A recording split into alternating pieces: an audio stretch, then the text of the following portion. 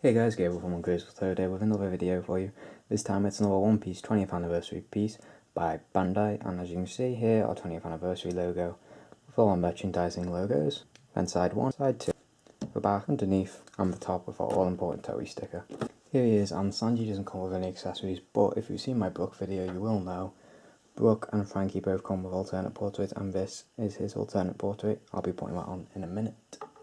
But taking a quick look in, his design's quite basic. There's some movement sculpted in his pants and his shirt with some very minimal shading here. But what really brings it out to me is this scarf.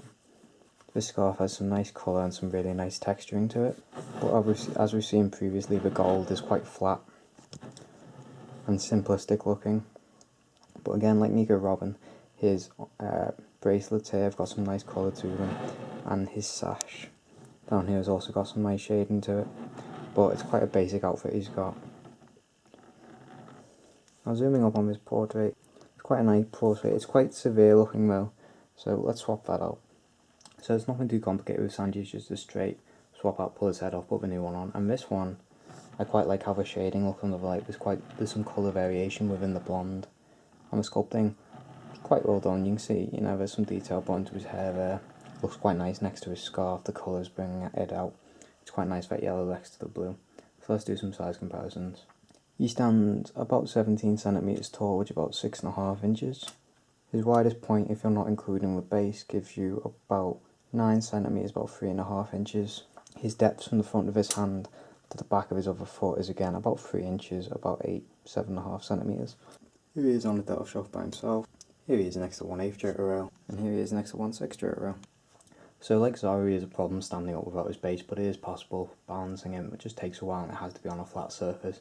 So on your delta you should be fine, but the sculpt itself is quite simple. There's nothing too extraordinary going on with his body, but the scarf to me is a highlight. There's a lot of motion and texture and depth captured in it, which I think is really good in his hair on both sculpt, but I like particularly the colouring on this one. I think are really well done, and I really like his smile on it too.